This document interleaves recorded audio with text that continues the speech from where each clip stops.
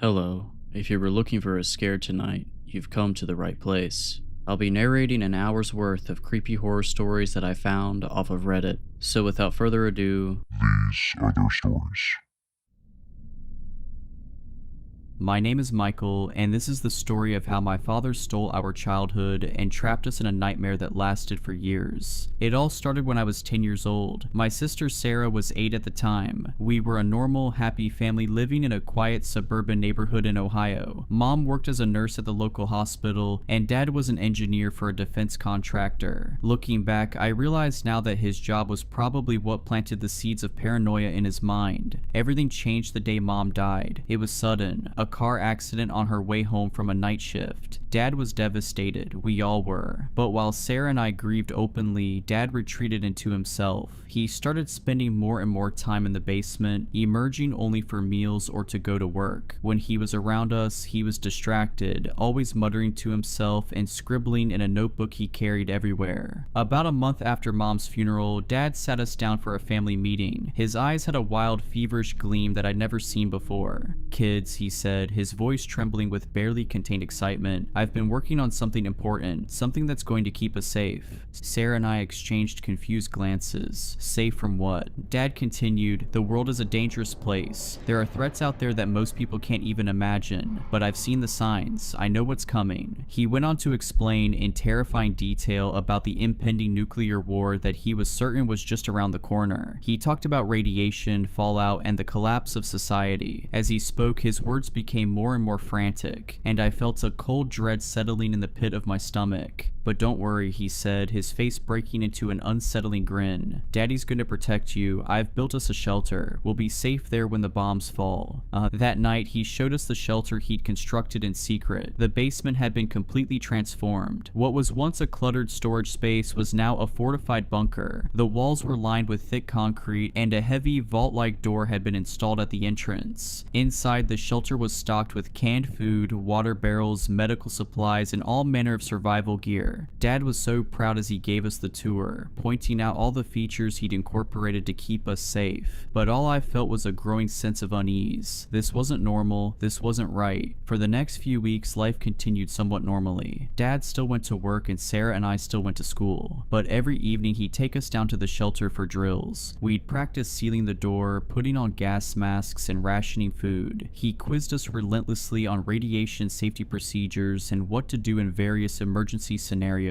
Then came the night that changed everything. I was jolted awake by the blaring of air raid sirens. Disoriented and terrified, I stumbled out of bed to find Dad already in my room, roughly shaking me awake. "It's happening," he shouted over the noise. "We need to get to the shelter now." He dragged me down the hallway, where we met Sarah, tears streaming down her face as she clutched her favorite stuffed animal. Dad herded us down the stairs and into the basement. The shelter door stood open, bathed in the eerie red glow of emergency lighting. "Quickly inside," Dad urged, pushing us through the doorway. "We don't have much time." As soon as we were in, Dad slammed the door shut behind us. The heavy locks engaged with a series of metallic clanks that sounded like a death knell to my young ears. The sirens were muffled now, but still audible through the thick walls. "It's okay," Dad said, gathering us into a tight hug. "We're safe now. Everything's going to be alright." But it wasn't alright. Nothing would ever be alright again. Hours passed and the sirens eventually fell silent. We waited, huddled together on one of the cramped bunk beds Dad had installed. He kept checking his watch and a Geiger counter he'd mounted on the wall, muttering about radiation levels and fallout patterns. Days turned into weeks, and still, Dad refused to let us leave the shelter. He said it wasn't safe, that the radiation outside would kill us in minutes. Sarah and I begged to go outside, to see what had happened, to find our friends and neighbors. But Dad was adamant. "There's nothing left out there," he'd say, his eyes wild and unfocused. "Everyone's gone. We're the lucky ones. We survived." At first we believed him. We were young and scared, and he was our father. Why would he lie to us? But as time wore on, doubts began to creep in. The shelter's small TV and radio picked up nothing but static, which Dad said was due to the EMP from the nuclear blasts. But sometimes, late at night when he thought we were asleep, I'd catch him fiddling with the dials, a look of frustrated confusion on his face. We fell into a monotonous routine. Dad homeschooled us using old textbooks he'd stockpiled. We exercised in the small space to stay healthy. We rationed our food carefully, with Dad always reminding us that we might need to stay in the shelter for years. The worst part was the isolation. The shelter felt more like a prison with each passing day. The recycled air was stale and oppressive, the artificial lighting gave me constant headaches, and the silence, the awful, suffocating silence, was broken only by the hum of air filtration systems and our own voices. Sarah took it the hardest. She was only 8 when we entered the shelter, and as the months dragged on, I watched the light in her eyes slowly dim. She stopped playing with her toys, stopped laughing at my jokes. She'd spend hours just staring at the blank concrete walls, lost in her own world. I tried to stay strong for her, but it was hard. I missed the sun, the wind, the feeling of grass beneath my feet. I missed my friends, my school, the life we'd left behind. But every time I brought up the possibility of leaving, Dad would fly into a rage. "You want to die?" he'd scream, spittle flying from his lips. "You want the radiation to melt your insides, to watch your skin fall off in chunks? Is that what you want?" His anger was terrifying, and so we learned to stop asking. We became quiet, obedient shadows of our former selves, going through the motions of our underground existence. As our time in the shelter stretched from months into years, I began to notice changes in Dad. His paranoia, already intense, seemed to worsen. He'd spend hours poring over his notebooks, muttering about conspiracy theories and hidden threats. Sometimes I'd wake in the night to find him standing over our beds, just watching us sleep with an unreadable expression on his face. He became obsessed with conserving our resources, implementing stricter and stricter rationing. Our meals shrank to meager portions that left us constantly hungry. He said it was necessary, that we needed to prepare for the possibility of staying in the shelter for decades. But there were inconsistencies that I couldn't ignore. Sometimes I noticed that the labels on our canned goods were newer than they should have been, given how long we'd supposedly been in the shelter. And once I could have sworn I heard distant traffic noises while Dad was in the shower, sounds that should have been impossible if the world above had been destroyed. Slowly, a terrible suspicion began to form in my mind. What if there had never been a nuclear war? What if Dad had made it all up? The thought was almost too horrible to contemplate, but once it took root, I couldn't shake it. I began to watch Dad more closely, looking for any slip-ups or signs that might confirm my suspicions. And then, one night, I saw something that changed everything. It was late, well past the time when Sarah and I were supposed to be asleep. I'd woken up thirsty and was about to get some water when I heard the unmistakable sound of the shelter door opening. Peering around the corner, I saw Dad slipping out into the basement beyond, a duffel bag slung over his shoulder. My heart pounding, I crept after him. I reached the shelter door just as it was swinging closed and managed to wedge my foot in to keep it from sealing shut. Through the crack, I could see Dad climbing the basement stairs. For a moment, I stood frozen, unsure of what to do. Then, gathering all my courage, I eased the door open and followed him. The basement was dark and musty, filled with shadows that seemed to reach for me with grasping fingers. I'd almost forgotten what it looked like after years in the shelter. Carefully, I made my way up the stairs, my heart thundering so loudly I was sure Dad would hear it. At the top of the stairs, I hesitated. The door to the main house was slightly ajar, and through it I could hear muffled sounds, normal, everyday sounds that shouldn't exist in a post-apocalyptic world. The hum of a refrigerator, the distant bark of a dog, the soft whisper of wind through trees. Trembling, I pushed the door open and stepped into the kitchen of my childhood home. Moonlight streamed through the windows, illuminating a scene that was both achingly familiar and utterly shocking. Everything was normal. Clean dishes in the rack by the sink, a calendar on the wall showing the current year, years after we'd entered the shelter, a bowl of fresh fruit on the counter. The world hadn't ended. It had gone on without us, oblivious to our underground prison. I heard the front door open and close, and panic seized me. Dad would be back any moment. As quietly as I could, I raced back down to the basement and into the shelter, pulling the door shut behind me just as I heard his footsteps on the stairs above. I dove into my bunk, my mind reeling from what I'd discovered. The truth was somehow worse than any nuclear apocalypse could have been. Our own father had been lying to us for years, keeping us trapped in this underground hell for reasons I couldn't begin to understand. As I lay there in the dark, listening to Dad re-enter the shelter, I knew that everything had changed. The truth was out there, just beyond that steel door, and somehow, someway, I was going to find a way to get Sarah and myself back to it. But little did I know, my midnight discovery was just the beginning. The real horrors and the fight for our freedom were yet to come. Sleep evaded me that night. I lay awake, my mind racing with the implications of what I'd seen. The world above was alive, thriving, completely oblivious to our subterranean nightmare. Every creak and groan of the shelter now seemed to mock me, a constant reminder of the lie we'd been living. As the artificial dawn broke in our windowless prison, I watched Dad go through his usual morning routine. He checked the non-existent radiation levels, inspected our dwindling supplies, and prepared our meager breakfast rations. All of it a carefully orchestrated performance, I now realized. But for what purpose? What could drive a man to lock away his own children and deceive them so completely? I struggled to act normally, terrified that Dad would somehow sense the change in me. Sarah, sweet innocent Sarah, remained blissfully unaware. I caught her eyeing the bland, reconstituted eggs on her plate with poorly concealed disgust, and my heart ached. How much of her childhood had been stolen? How much of mine?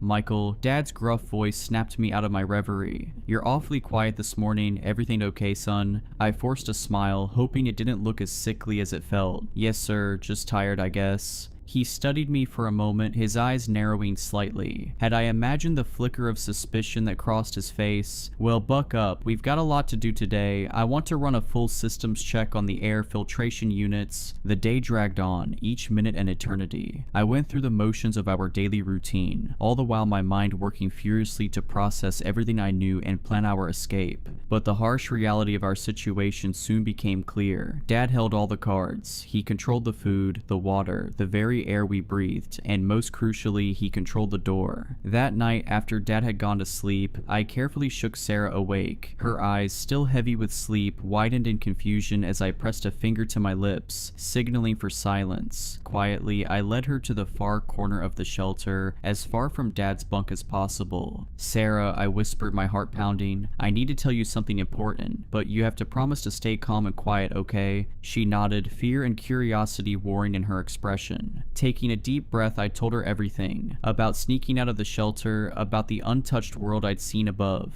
With each word, I watched the color drain from her face. But that's impossible, she stammered, her voice barely audible. Dad said the radiation. I know what Dad said. I cut her off gently. But he lied to us, Sarah. I don't know why, but he's been lying this whole time. Tears welled up in her eyes and I pulled her into a tight hug. What are we going to do? She sobbed into my shoulder. We're going to get out of here, I promise, trying to sound more confident than I felt. I don't know how yet, but we will. We just need to be patient and wait for the right moment. Little did I know how long that wait would be, or how high the cost of our freedom would climb. The next few weeks were a special kind of torture. Every moment felt like walking on a knife's edge. We went about our daily routines, pretending everything was normal, all while watching Dad for any opportunity to escape. But he was vigilant, almost obsessively so. The shelter door remained firmly locked, the key always on a chain around his neck. Sarah struggled to maintain the pretense. I'd often catch her staring longingly at the door, or flinching away from Dad's touch. More than once I had to distract him when her eyes welled up with tears for no apparent reason. As for me, I threw myself into learning everything I could about the shelter systems. I volunteered to help Dad with maintenance tasks, memorizing every pipe, wire, and vent. Knowledge, I reasoned, would be our best weapon when the time came to act. It was during one of these maintenance sessions that I made a chilling discovery. We were checking the integrity of the shelter's outer walls when I noticed something odd, a small section that sounded hollow when tapped. Dad quickly ushered me away, claiming it was just a quirk of the construction, but I knew better. That night, while the others slept, I carefully examined the wall. It took hours of painstaking searching, but eventually I found it. A hidden panel, cunningly disguised. My hands shaking, I managed to pry it open. What I found inside made my blood run cold. Stacks of newspapers, their dates spanning the years we'd been underground. Printed emails from Dad's work, asking about his extended family emergency leave. And most damning of all, a small journal filled with Dad's frantic scribblings. I didn't have time to read it all, but what I did see painted a picture of of a man spiraling into paranoid delusion. Dad wrote about protecting us from a world he saw as irredeemably corrupt and dangerous. He convinced himself that keeping us in the shelter was the only way to ensure our safety and purity. As I carefully replaced everything and sealed the panel, a new fear gripped me. We weren't just dealing with a liar or a kidnapper. We were trapped underground with a madman. The next morning, Dad announced a new addition to our daily routine: decontamination showers. He claimed it was an extra precaution against radiation, but the gleam in his eyes told a different story. He was tightening his control, adding another layer to his elaborate fantasy. The showers were cold and uncomfortable, but it was the violation of privacy that hurt the most. Dad insisted on supervising to ensure we were thorough. I saw the way his gaze lingered on Sarah, and something dark and angry unfurled in my chest. We had to get out, and soon. Opportunity came in the form of a malfunction in the water filtration system. Dad was forced to go to his hidden cache of supplies for replacement parts. It was a risk, but it might be our only chance. "Sarah," I whispered urgently as soon as Dad had left the main room. "Remember what I taught you about the door mechanism?" She nodded, her face pale but determined. "Good. When I give the signal, I need you to run to the control panel and enter the emergency unlock code. Can you do that?"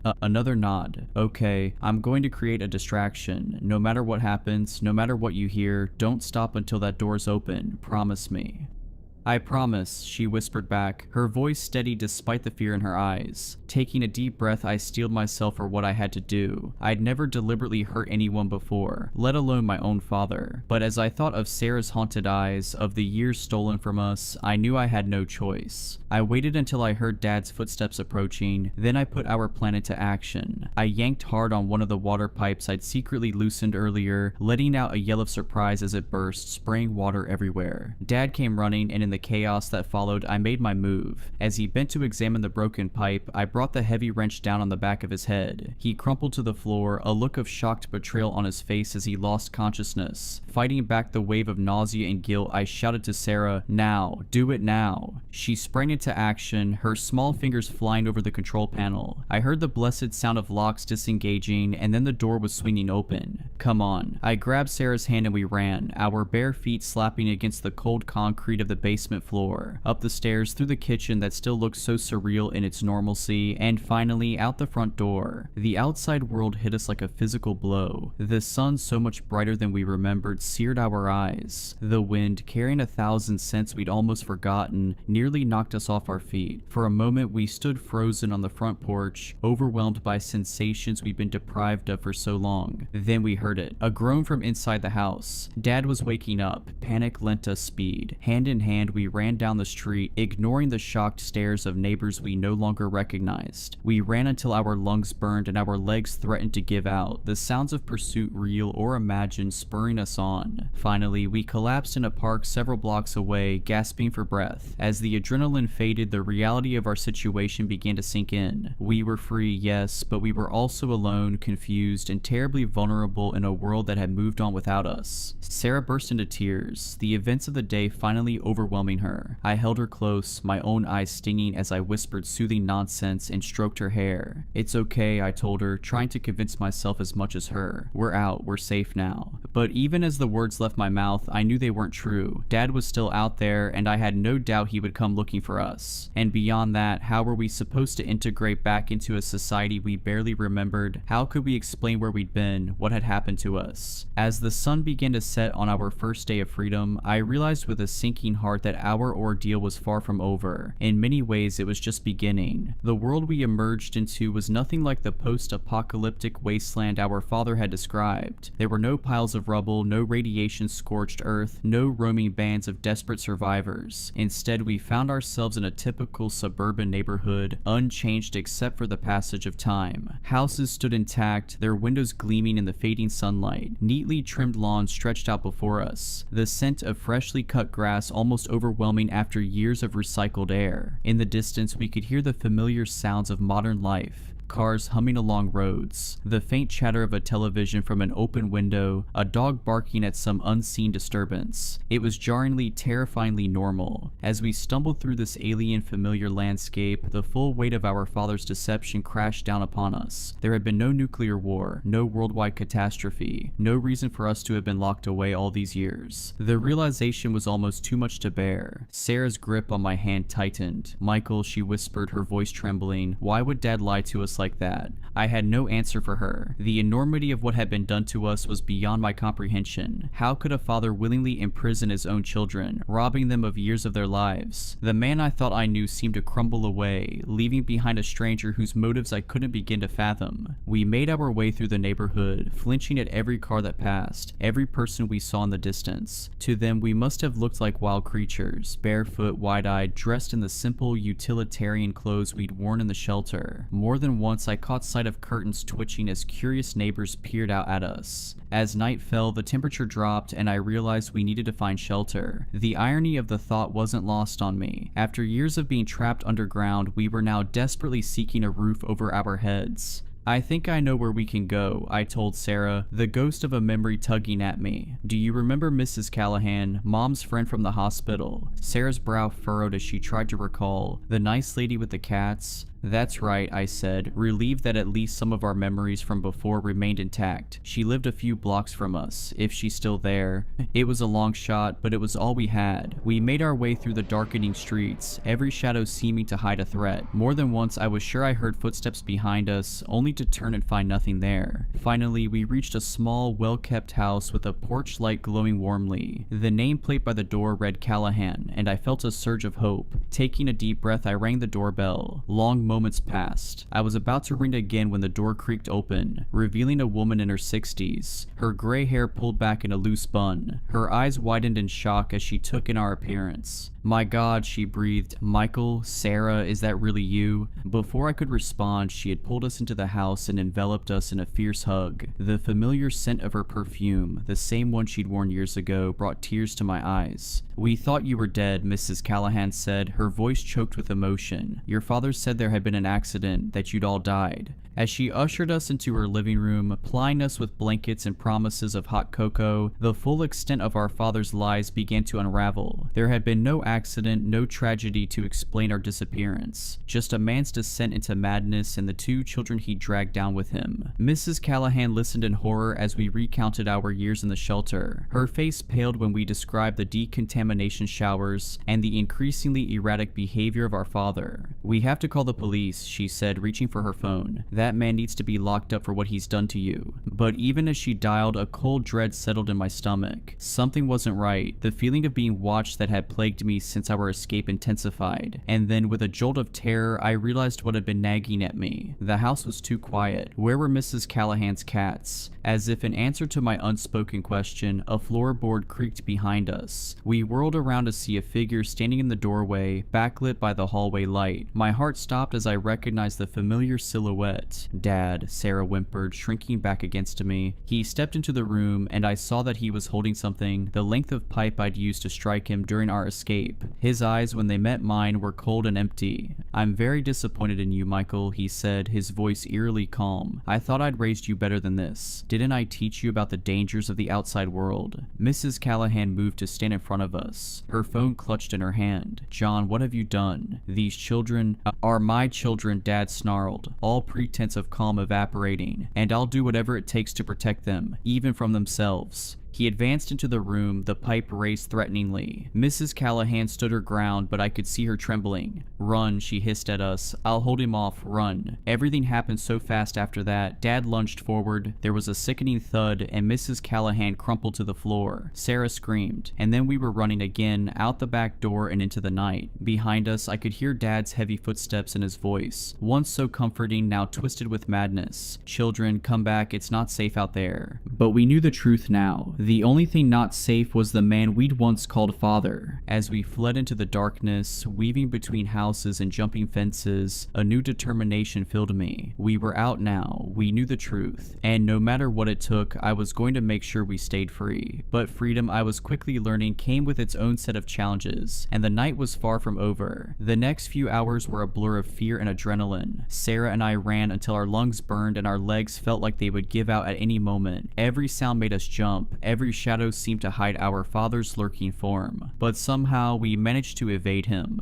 As dawn broke, we found ourselves in a small park on the outskirts of town. Exhausted and with nowhere else to go, we huddled together on a bench, watching the world wake up around us. People jogged past, dogs barked in the distance, and the smell of fresh coffee wafted from a nearby cafe. It was all so beautifully, painfully normal. "What do we do now?" Sarah asked, her voice small and scared. Before I could answer, a police car pulled up beside the park. 2 officers got out, their eyes scanning the area before landing on us. My heart raced, but I forced myself to stay calm. This was what we needed, help from the authorities. As the officers approached, I saw recognition dawn in their eyes. They'd been looking for us. What followed was a whirlwind of activity. We were taken to the police station where gentle-voiced detectives asked us questions about our time in the shelter. Social workers were called, and all the while, the search for our father intensified. They found him 3 days later, holed up in an abandoned building on the edge of town. He didn't go quietly. In the end, it took a team of negotiators and a SWAT unit to bring him in. The man they arrested bore little resemblance to the father we once knew. Wild-eyed and ranting about protecting his children from the corrupted world, he seemed more monster than man. The trial was a media sensation. Our story captivated the nation, sparking debates about mental health, parental rights, and the long-term effects of isolation. Experts were brought in to explain our father's descent into paranoid delusion. Some painted him as a victim of his own mind, while others condemned him as a monster. For Sarah and me, it was a painful process of reliving our trauma in the public eye, but it was also cathartic. Each testimony, each piece of evidence presented, helped to dismantle the false reality our father had constructed around us. In the end, he was found guilty on multiple charges and sentenced to life in prison. As they led him away, he looked at us one last time. "I only wanted to keep you safe," he said, his voice breaking. It was the last time we ever saw him. The years that followed were challenging. Sarah and I had a lot to catch up on. Years of education, social development, and life experiences that had been stolen from us. We underwent intensive therapy, learning to process our trauma and adjust to life in the real world. It wasn't easy. There were nightmares, panic attacks, and moments when the outside world felt too big, too overwhelming. Simple things that others took for granted, like going to a crowded mall or watching fireworks on the 4th of July, could trigger intense anxiety for us. But slowly, painfully, we began to heal. We learned to trust again, to form relationships with others. We discovered the joys of simple freedoms, the feeling of rain on our skin, the taste of fresh fruit, the simple pleasure of choosing what to wear each day. Sarah threw herself into her studies, making up for lost time with a voracious appetite for knowledge. She's in college now, studying psychology with a focus on trauma and recovery. She wants to help others who have gone through similar experiences. As for me, I found solace in writing. Putting our story down on paper was terrifying at first, but it became a way to exorcise the demons of our past. This account you're reading now, it's part of that process, but even now, years later, there are moments when the old fears creep back in. Sometimes I wake up in the middle of the night, convinced I'm back in that underground prison. In those moments, I have to remind myself that it's over, that we're safe now. Yet a part of me wonders if we'll ever truly be free. The shelter may have been a physical place, but its walls still exist in our minds. We carry it with us, a secret bunker built of memories and trauma. And sometimes, in my darkest moments, I catch myself checking the locks on the doors, scanning the horizon for mushroom clouds that will never come. Because the most terrifying truth I've learned is this: the real fallout isn't radiation or nuclear winter. It's the lasting impact of a parent's betrayal, the half-life of trauma that continues long after the danger has passed. And that, I fear, may never fully decay. So if you're reading this, remember, the most dangerous lies aren't always the ones we're told by others. Sometimes they're the ones we tell ourselves to feel safe. Question everything, cherish your freedom, and never take the simple joys of life for granted. Because you never know when someone might try to lock them away. Back in April of 2013, I went through something that I haven't been able to talk about. I was paid a significant amount of money to stay quiet, in return for signing a 10-year agreement to shut the hell up. Now that the time is up, I've considered my options. I could just let this go and never speak of it again. I won't gain anything from speaking out, and I got a lot to lose. But then again, this is just an anonymous post online. Words have less meaning that way. West Virginia. It was hotter than usual without a whiff of wind. I was coming home from a visit to my aunt. She'd broken her leg and couldn't leave her house. I was making my way back home, taking the I-64 out of Lewisburg. It started with the radio. It was playing that one Macklemore song I'd heard 100 times over. The sound was cutting in and out in a quick staccato, then disappeared completely. I could hear cars honking up front as a line began to form. There was a sway in the trees, as if greater and greater pressure was being put on them. I could hear wind rushing against the left side of the car, forcing me to pull the other way to compensate. I closed the sunroof as a dust cloud blew past, staining the windshield. Then a rumble. It sounded like thunder, but from the ground, like a groaning bellow, growing louder and clearer by the second. As it reached its peak, I could see trees toppling over. A small Kia got pushed off balance and swerved off the road. As the sound died down, the road devolved into chaos. Some were desperately changing lanes, others were stepping on the brakes. I got my door scraped as the car behind me sped past. The radio was playing an automated message, a local emergency alert referred to as a geological event. We were asked to turn off all air conditioning, slow down, and divert to the nearest exit. It repeated in a monotone voice. Geological event, no air conditioning, slow down, divert to nearest exit. Minutes passed. There was a line forming further down the road, police officers blocking the lanes in all directions, leaving a highway exit as the only option. Some folks were trying to push past the barricades, but were forced back at gunpoint. I could see officers wearing gas masks and riot shields. We were waved in. I followed the exit and got directed to the right. There was an open field that was used as a sort of impromptu parking lot. Cars were being waved in and parked in a way that boxed us in, leaving no room for us to open our doors in either direction unless we got parked at the edge. 4 lines of cars with about 10 to 15 vehicles per line. Surplus vehicles were directed further down the road. The place was packed. I got stuck in the second row, about 6 cars in. Pretty much everyone around me were on their phones. I didn't have anyone to call, but there seemed to be an issue getting a signal through. The radio was still repeating the emergency message. Voices were getting louder. A man 2 cars to my left leaned out of a gap in the door, screaming at the officers to answer his question. They responded immediately with a warning shot straight into the air. "Stay in your vehicle," they screamed. "Lock your doors, I'm not telling you again." A couple of folks were filming, but there seemed to be trouble uploading. We were losing bandwidth. It didn't take long until phone signals were completely blocked. I think a video or 2 of that officer firing into the air made it online. They were patrolling back and forth. We were told to stay in our vehicles, windows up, doors closed and locked, engines off. I could hear people talking in the other cars. Someone said there had been a natural gas leak from the geological event and that combustible engines could spark an explosion. Others were talking about a terrorist attack. There were no answers and the officers weren't eager to talk. After about an hour, things were getting ugly. People were hungry, thirsty, and restless. One officer stepped up on the front cars, handing out water bottles, crackers, and processed cheese slices. He had to step from one car to another, denting the hoods with his steel-tipped shoes. They were also handing out thick black plastic hygiene bags for people who needed to relieve themselves. Use them, seal them, drop them out the door, then lock up and wait. I'd crawled into the back seat, pulled down my cap, and tried to relax. I'd been playing some games on my phone, but the battery was running low. I wanted to save some, so I settled for having a nap instead. The sweat was stinging my eyes, not because of how warm it was, but because of how nervous I was. No matter what I did, I felt trapped, and the car felt smaller and smaller. I couldn't get out if I wanted to, and it physically hurt me to think about how little control I had. Is that what claustrophobia feels like? A couple of officers were discussing something by the front line. One of them had a white cotton glove on, which he used to wipe off the hood of one of the front cars. The glove was taken off and put into a bag, which in turn was sealed with a hot air gun. I was getting the impression that our cars had been covered in something. I wasn't the only one considering it. There were 2 college kids in the car to my left, and they were discussing it too. "Anthrax," one of them said. "Gotta be." "Nah, gold dust," the other chuckled. "They don't want to share." "You know what?" the first groaned. "I honest to God hope you're right. You're not, but I hope you are." Screw you. I joined in the conversation shortly after. I offered another explanation, something combustible, something that might blow up if we started our cars. They were willing to consider this. The car behind me couldn't hear us, but the driver held up a notebook with the text. If we do know what it's go to be aliens. I couldn't tell if they were serious, but they weren't laughing about it. A man in his 50s and what looked like his daughter. There were a couple of other folks in the other cars. A man in a black shirt sort of looked like a preacher without a collar. Two middle-aged women with a kid in the back seat. A fat man blaring Johnny Cash from his stereo. A couple with a teenage son who couldn't stop drumming on the windows. We'd been stuck for about 2, maybe 2.5 hours when a truck rolled in. One of those with a large water tank.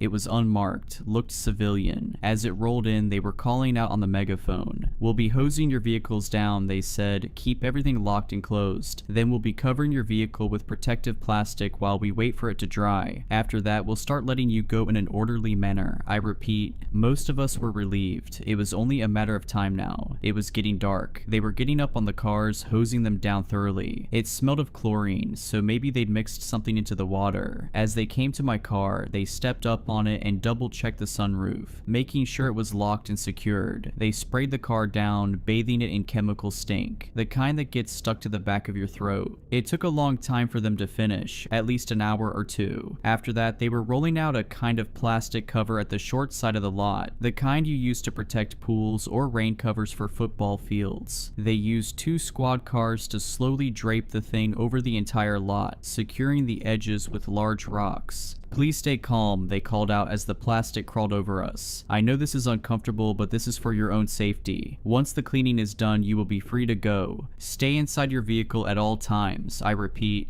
I did as I was told. I stayed inside, and I watched that plastic cover sweep over me. It felt like getting buried alive. All lights went out, leaving me in complete darkness, accompanied only by the vague, disembodied voices of the others. The college kids were talking about where they were going to go after this. Someone was honking. Not sure if it was to show support or discontent. Someone else was cheering. I took my last swig of water, washing down my final plain cracker. I got back in the driver's seat. I could hear as they finished moving the plastic cover and parking their squad vehicles. I waited patiently, figuring it'd be maybe another hour or so. They hadn't really given us a timeline, but I could breathe a little easier. Sort of. I was going back and forth between feeling empowered with my hands on the wheel and feeling like I was stuck in a metal coffin. It was so dark and everything smelled of plastic and chemicals, like a car wash stuck in time. As the excitement died down, I paid more attention to the background sounds. I tried to filter out the various discussions from the nearby cars, and somewhere in the distance I heard raised voices. It wasn't coming from the cars, but the officers. Whatever they were talking about, it was a heated discussion. An hour came and went, and people were getting impatient. More cars were honking, others were yelling, demanding answers. I couldn't get my leg to stop shaking. The more I thought about getting out of there, the smaller the car felt. I was hyper-focusing on things I couldn't control. I was a little thirsty and I was out of water. I needed to use the bathroom. I wanted to stretch my legs and go for a walk. I wanted to breathe fresh air and get that awful chemical taste out of my mouth. I heard cars starting, accelerating. The truck was moving somewhere off to the side. We need you to stay in your vehicle. A voice screamed over the megaphone, do not leave for any reason. Stay in your vehicle. Cars speeding off, not many but a couple, then quiet. The officers left us there. Everyone was quiet. A couple of folks had opened up their phones, using them as flashlights to look from car to car. Looking out at the sea of vehicles, all of us trapped under that dark cover, I could see a handful of lights cut off by sharp silhouettes. I couldn't make out who was who in the dark. It was all just people. Anonymous. I heard a gasp somewhere in the back. There was a metallic clunk like when the officers climbed atop our cars to get us our water. There was a careful cheer as some folks figured they were taking off the plastic cover. But that wasn't it. Instead, there were more footsteps. The cheers slowly died down as more and more footsteps pattered across our cars. I stopped counting after a dozen. The silhouettes in the other cars were still. We all held our breaths waiting for an answer to show itself. What the hell was going on? What was that sound? Somewhere off to my right I heard a voice.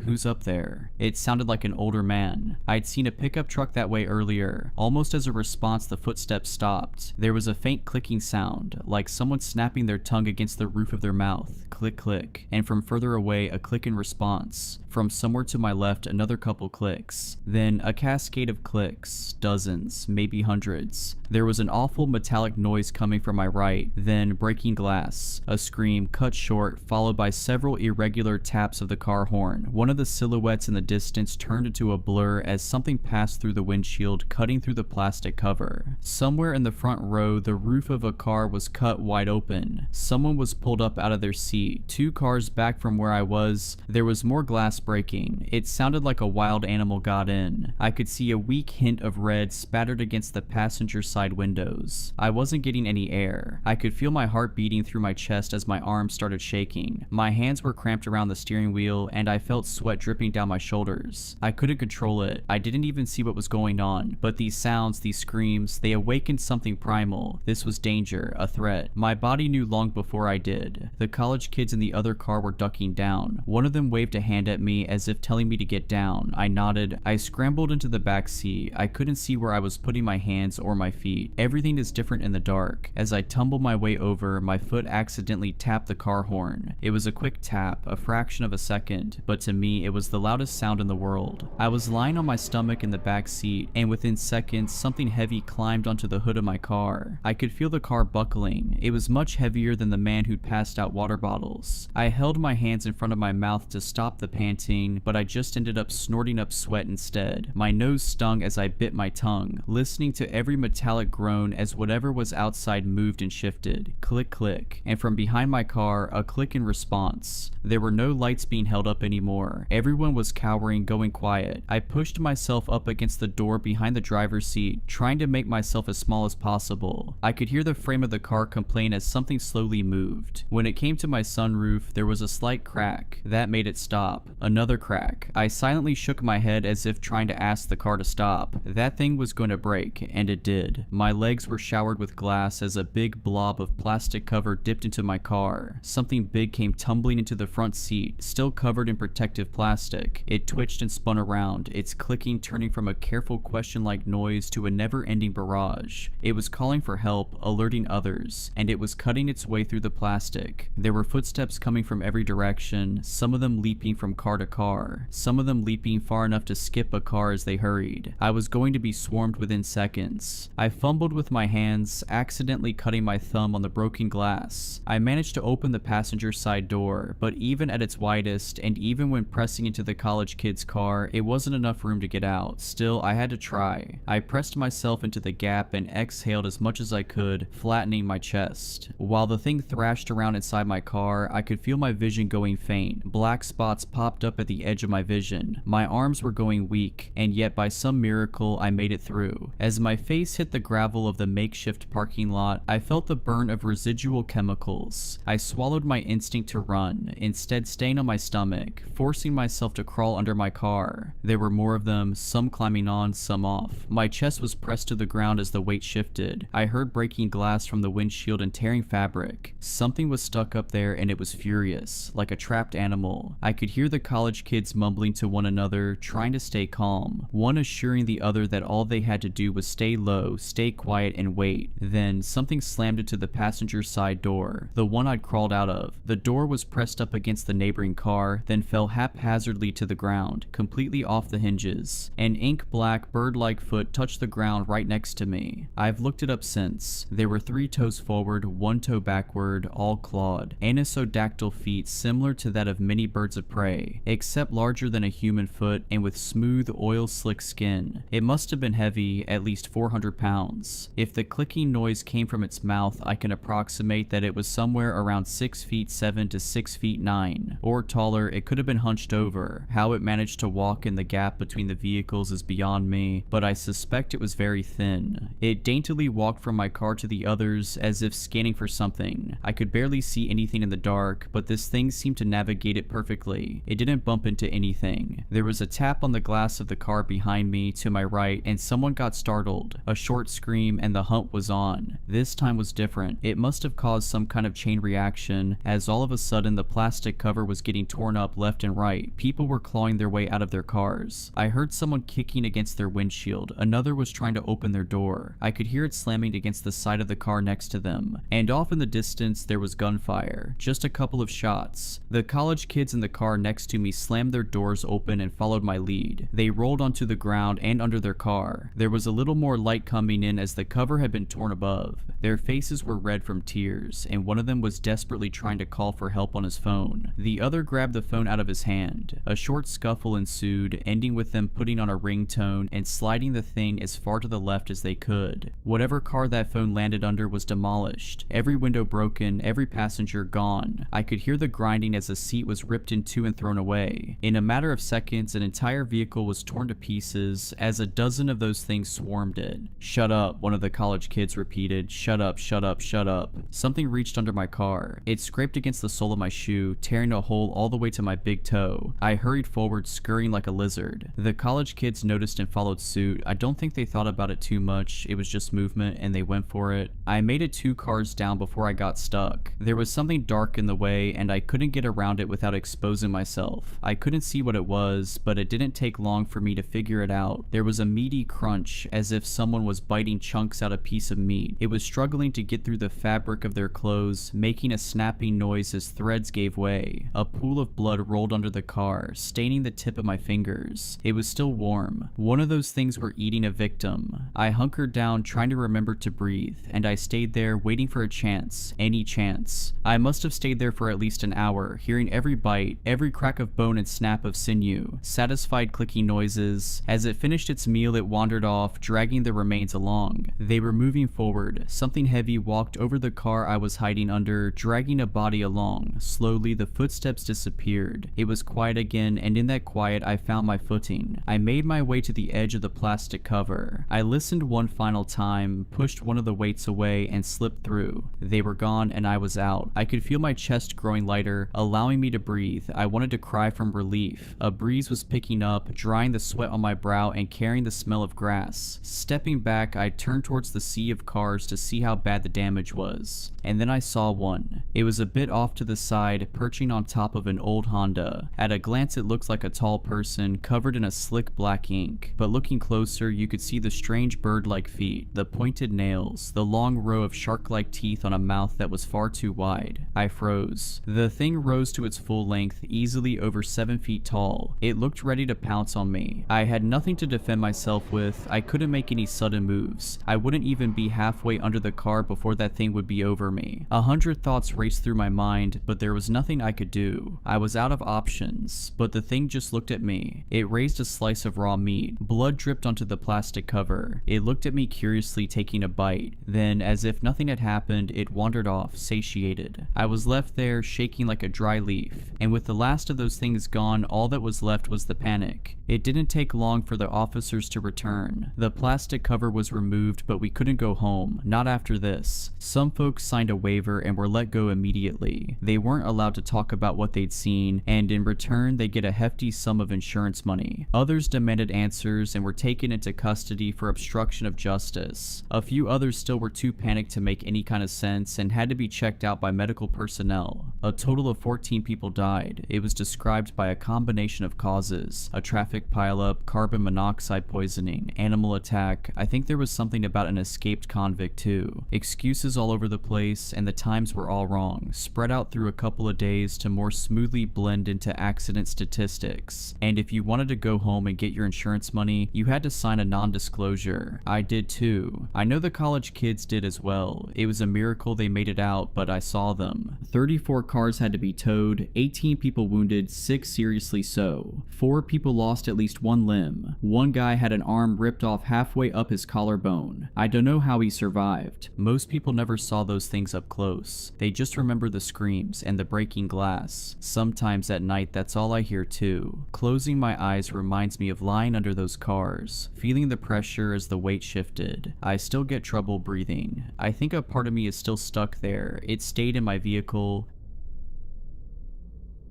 The summer I got a job here I was 17 and it was a good year. Ellen Ditzworth used to work the hot dog stand and we'd sneak cigarettes under the beams of the Dragon Slayer ride, cringing and giggling as the cars went overhead, dripping water all over us. Wet hands and damp cigarettes. But it was near her station and I think she found it funny to get splashed. It was out of the way too. It was always quiet and cool down there, even in the summer heat. If any of the ride goers smelled our cigarette smoke as they hurtled overhead, they didn't say anything. One time, when we fumbled around and flirted, I kissed her fingers and they smelled like an ashtray. I still think about it to this day. I was 22 when they offered me the winter job. Ellen was long gone by then. No more bright red short shorts and poorly shaven legs that she'd invite me to stroke under the pretense of showing just how bad she was with a razor. There were other girls, but by the time the final summer rolled around, I'd long felt uncomfortable hanging out with new hires. Sometimes I'd stand there listening to them talk and I'd feel lonelier than I had when I was by myself. I was thinking about my future around this time when the manager told me he had an opportunity for me to make good cash. They needed someone to stick around and keep the place ticking while everyone went back to the real world. Usual guy had walked and they needed someone bad. Last day before the park shut for winter was always Halloween, and that was only because it had a fireworks show. After that it turned into a ghost town and I'd be on my own. I'd get a trailer to sleep in and I could use my own car to get to the closest shop. The park would pay some of my gas, not all of it, but enough to help out. Only real problem was I'd be alone. Not that the place was a desert island. There were 2 towns within easy driving distance, and I could have friends around so long as we didn't mess with the rides. But other than that, I'd be the only staff member on hand for the entire 4 months. Security guard and janitor rolled into one. I agreed, but I told him when the park reopened in March I'd be done. I figured it was time to move on, get a degree like some of my friends had, or maybe my dad could help me out with a job somewhere. World was wide open to me and I figured I'd sit on my butt all winter, make a crap ton on overtime, and then go on to some new adventure where I'd meet another Ellen Ditzworth or two. Yesterday I turned 38 and I'm still in the park. Government signs my checks now. Couldn't tell you when that happened exactly. Probably after the media got wind of Denise Surrey, who broke in with her friends and never left. A lot of kids have gone missing here over the years, but she was the one who went mainstream. Her parents were doctors and she had blue eyes, so she got just enough attention to get the news cameras out. When the fuss died and the media moved on to its next story, some government guys came and installed 8-foot steel palisade fences, gave me the keys to the only gate and scarpered real quick, gave me a funny feeling seeing 4 men in suits, barrel-chested with pistols on their hips, climb into an unmarked vehicle and accelerate out the parking lot so fast the back of the car fishtailed. One of them looked over his shoulder at the park and he was so scared it was like he was looking at a mushroom cloud. I was the one who found Denise. She'd gone crawling headfirst down the Astro Missile water slide, one of those up and down kind of slides that have you bouncing along on a padded dinghy. Rides like that are usually open top, but this had long sections in a closed tunnel with LED lights to look like stars. Thing is, depending on weight, some people would catch air and hit the top of those tunnels going 20 miles per hour, maybe more. We used to take turns going in there to pull out any teeth that had got stuck in the roof. 15 years later and that tunnel mouth looked like something out of a nightmare. Fairy moss covering the opening, darkness inside heavier than the night around it, bone dry and with no obvious way to safety. Denise died of thirst. They think she was in there for 6 days, crawling around in the pitch black looking for an exit that should never have been more than 100 feet away. There were signs something was wrong with this place back when it was still open. I just didn't register them. There were the injuries and accidents that are common in every water park, but we had a couple hundred serious ones every year, usually one a day. Tried to mitigate it with safety measures, but half the time they didn't work. Radios would bug out when you try sending a warning. Repair guys would get lost, calling up angry saying the road just kept going right forever and they'd had enough of this crap. Out of order signs would go missing. Sometimes kids would insist some staff member had waved them through on a closed attraction. They'd be so adamant I started to believe them. I think the manager did too. He made it policy to have name tags on us at all times, and if the kids said whoever gave them the go-ahead didn't have one on, he'd tell us all to forget it, like it wasn't even worth trying to figure out who needed a disciplinary. I had it happen once where I radioed to the guy at the top of one slide and told him to stop any kids coming down. The last one had come out bleeding and looking unresponsive, and I wanted to check on him. I remember pulling him out of the water and looking at this boy all slack and pale as a sheet of paper with blue lips, so cold it hurt just to to hold him, and I wondered if I was holding someone dead, when out of nowhere another kid slammed into me so hard I went under. Scared me beyond myself, cause for a second or two it was like I couldn't see the surface of the pool, almost like there wasn't one, just blue forever and ever. Before I could start to panic, my feet found the floor and I surfaced only to see the kid I'd been holding seconds ago standing there looking worried. He was the picture of good health. Asked if I was okay, said sorry for hitting me when he came out the slide, but really it was my own dumb fault for standing there in the first place. Guy at the top swore on his life he'd never got any radio message from me. I put it all down to the head injury, which was bad enough the owner made someone drive me to the emergency room. Looking back, I'm pretty sure it was the park having its fun with me. Could have been worse. You could say it likes to play tricks, but those tricks are mean as hell, and over the years they've only got worse. Despite all I've told you so far, the first winter alone wasn't as bad as you might think. Creepy as hell walking around all those rides that were usually so busy and full of life. Tarpaulins pulled across all those pools, big and small, moving with gentle susurrations in the icy winds. It wasn't great in the day, overcast and dreary, the air seemingly blue, but at night it was even worse. I made those rounds quickly, stopping sometimes to summon what little bravery I had to shine a light in the pitch black toilets, or to check one of the changing stalls dotted around the place. Things went missing a lot, moved around. Once one of the rides came to life at 3 a.m., and I woke to the sound of tinny music echoing throughout the park, but winter came and went without any real incident. First day the park reopened, I went to see the manager and slipped in some water, broke my left arm and did a number on my back. Owner was so scared of being sued he threw money at me, told me he'd cover the medical bills and sit me up in my trailer and pay me to do nothing. Nothing. What was I gonna do? I'd arranged to start another job on a construction site in a few weeks, and there was no hope of me doing that kind of work with my injuries. I needed money and had no other way of making it. I agreed to stick around until I felt better, but unfortunately I never felt better. Winter soon rolled around again and the same deal as last time was back on the table. He needed someone on site and I needed money. I took it thinking another few months in the park wasn't so bad. I was wrong. Second time round was a lot worse. Part of it was me, 23 years old and with a bad back, drinking most nights and struggling with the prescription painkillers. Spent most days haunted by the strange feeling that my life's honeymoon phase was over. Hardly any friends accepted my invite to come spend a couple weeks, and those that did weren't around long. Couldn't tell you if that was just us growing apart, as friends often do, or the park's strange influence. Dave came round with his girlfriend for a couple nights. She grouched the whole time, hated sleeping in the trailer while I stayed in a tent outside, but she hated the park too, said she felt watched all the time. Trip was cut short when we found her screaming one morning. She was pointing at one of the slides saying something had come out of it and was in the pool swimming around, but when we looked we didn't see nothing. She did have a hell of a bite on her ankle though, funny shape to it. Dave looked at it and got real freaked out. They left in a hurry. Another car's tires screeching as it hauled out of there at top speeds. Never did figure out what happened, but if she didn't like the park, well, I guess it didn't like her either. Not that I was much safer. Found myself getting cut up like crazy doing basic odd jobs. Things broke all the time, even if they'd been fine for years and years. And then one night I came into my trailer to find a drowned possum on the little kitchen table. Poor thing was soaked in chlorine water that dripped onto the floor in a puddle. No marks going to or from it, like it just appeared there out of thin air. It stank like hell though. It had clearly been dead for days and days. I gingerly dropped it into a garbage bag using a pair of tongs and threw the lot in a dumpster, but I still couldn't spend more than a few seconds in the trailer without gagging, so I slept in the tent instead. Pitched it as close as I could without picking up that smell, but I had a bad feeling the whole time I set it up, like I was being watched. By the time I was climbing inside, it was midnight and I was desperate to get to sleep and see the cold night turn to day. Barely an hour later and I had to climb back out of the tent because the trailer door was banging in the wind. Okay, I told myself as I shuffled over in my tighty whities, arms wrapped around my chest for warmth. That's my own stupid fault for leaving it open. I closed it in a hurry and went back to the tent but stopped dead in my tracks when I saw the zipper was pulled shut. I hadn't left it like that. I didn't know what to do. My brain went in two directions at the same time. One said I was mistaken. I had closed the tent and just forgotten it. The other said something or someone had crawled inside and was waiting for me. It had set the whole thing up as a trap, and the best thing to do was to get in my car and drive until the sun rose. But I was already half cut and knew I shouldn't be driving. The skeptical half of my brain made an appealing case. The world isn't a nightmare, it said. It can look like one sometimes, sometimes, but it isn't real. If you hear a bump in the night, you go looking and find it was all nothing, and you take a deep breath, laugh at yourself for getting scared, and move on. Still, it took everything I had just to take a step towards the tent, and I shone my light at it hoping to see some sign of something in there. By the time my hand was on the zipper, I was shaking like a leaf and rethinking my ethical code of not driving drunk. But when emotions get that high, it's like you run on autopilot. Must be a survival thing. I opened the flap without really telling myself